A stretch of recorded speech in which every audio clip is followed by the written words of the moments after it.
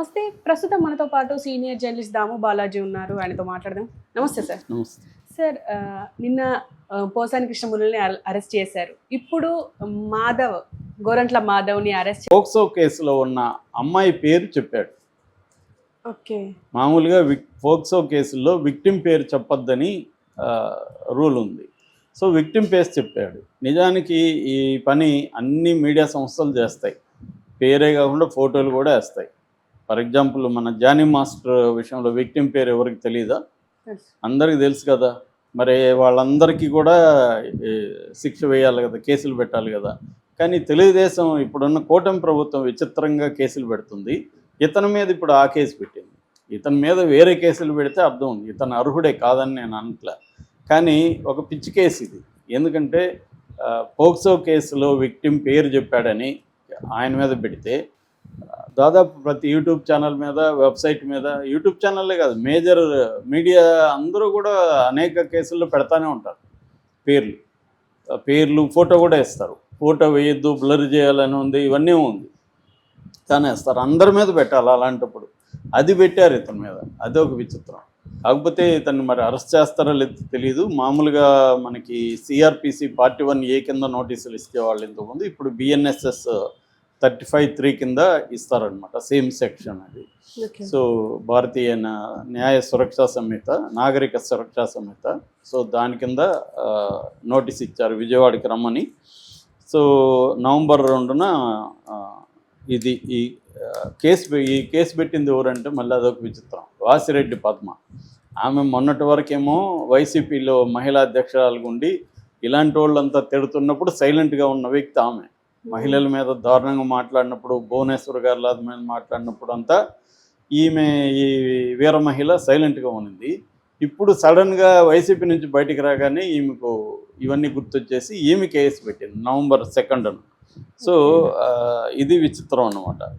So అంటే వీళ్ళకి పగా ప్రతీకారం తీర్చుకోవాలని రెడ్ బుక్, బ్లూ బుక్ మొత్తానికి ఒక లిస్ట్ అయితే తయారు చేసుకున్నారు. ఎవరెవరి మీద మనం కేసులు పెట్టాలి, అరెస్ట్ చేయాలని. దానికోసం వీళ్ళు ఈ కూటమి అనుసరించే విధానాలు మాత్రం చాలా అప్రజాస్వామికంగా, చట్టవిరుద్ధంగా, కోర్టులని కూడా ధిక్కరిస్తూ ఉన్నాయి. నిన్న పెట్టిన పోసాని మీద పెట్టిన 111 సెక్షన్ అయితే సుప్రీంకోర్టే దీన్ని దుర్వినియోగం చేస్తున్నారని చెప్పింది. మళ్ళీ అదే పెట్టారు. ఆల్రెడీ హైకోర్టులో 111 మీద అనేక పిటిషన్లు పెండింగ్లో ఉన్నాయి. ఇది కావాలనే పెట్టేస్తున్నారు. అందరి మీద 111 పెట్టేస్తున్నారు. 111 అంటే నేను ఎక్స్ప్లెయిన్ చేశాను. క్రైమ్ సిండికేట్లో మెంబర్ అనమాట. పోసాని ఏ క్రైమ్ సిండికేట్లో మెంబరు. సో దాన్ని ఎందుకు పెడుతున్నారంటే అది నాన్ బెయిలబుల్ అండ్ కాగ్నిజబుల్ కాబట్టి. అంటే కోర్టు పర్మిషన్ లేకుండా డైరెక్ట్గా వెళ్ళి అరెస్ట్ చేసేయచ్చు. బెయిల్ కూడా ఇవ్వలేరు. అందుకని బెయిల్ ఇవ్వలేదు పోసానికి కూడా. సో ఈయన మీద ఇంక పోక్సో పెడతారని అంటున్నారు. నిజానికి పోక్సో పెట్టడానికి లేదు మామూలుగా అయితే. కానీ మరి పెట్టదలుచుకుంటే రాజుగారు తలుచుకుంటే దెబ్బలకు కొరవ అని, తెలుగుదేశం అనుకుంటే కేసులకు కొరత ఏముంది, ఏదైనా పెట్టగలరు. సో అలాగా వాసిరెడ్డి పద్మ ఇచ్చిన కంప్లైంట్ బేస్ చేసుకొని ఇతని మీద పోక్సో కేసులో ఒక అమ్మాయి పేరు, విక్టిమ్ పేరు బయట పెట్టాడని చెప్పి కేసు పెట్టారు. ఇదొక క్రూరమైన హాస్యం అంటాం కదా, ఒక క్రూయల్ కామెడీ. ఇది రాంగు.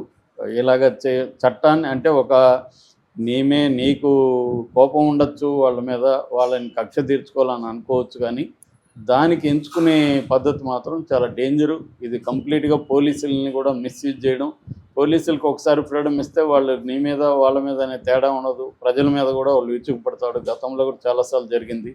రేపొద్దున మళ్ళీ జగన్ అధికారంలోకి వస్తే ఇంతకంటే రెట్టింపుతో కక్ష సాధింపు అనేది ఉంటుంది.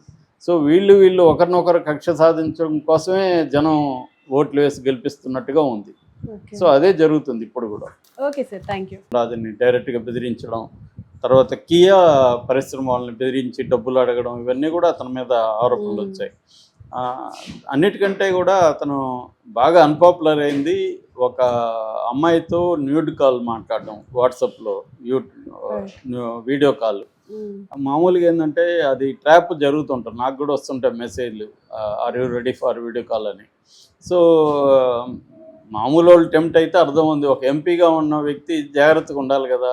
అది తెలుగుదేశం వాళ్ళే ట్రాప్ వేశారని మళ్ళీ విమర్శించారు. తెలుగుదేశం వాళ్ళే అవ్వాల్సిన అవసరం లేదు, కానీ తెలుగుదేశంలో కూడా ఇతని మీద ఆల్రెడీ కోపం ఉంది కాబట్టి కొంతమంది మీద నిఘా పెట్టి ఉండొచ్చు.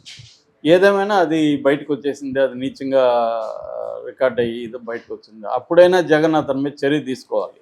అతను జగన్ తీసుకోలేదు. సో దానివల్ల కూడా జగన్కి బాగా చెడ్డ పేరు వచ్చింది ఇతని వల్ల. అంటే కొంతమంది వ్యక్తుల వల్ల జగన్కి కూడా చెడ్డ పేరు ఎందుకు వస్తుందంటే, జగన్ వీళ్ళని పనిష్ చేయకుండా ఇలాంటి జరిగినప్పుడు కూడా వదిలేయడం వల్ల ఇతను బాగా అన్పాపులర్ అయ్యాడు. అన్పాపులర్ అయినప్పుడు మళ్ళీ టికెట్ అతనికే ఇచ్చాడు. ఎందుకంటే అక్కడ విచిత్రం చూడండి, కులాల్లో కూడా ఎలా ఉంటాయి మన కుల సంఘాలంటే, ఇలాంటి వాళ్ళని ఆ కులం అంతా కూడా సపోర్ట్ చేసింది.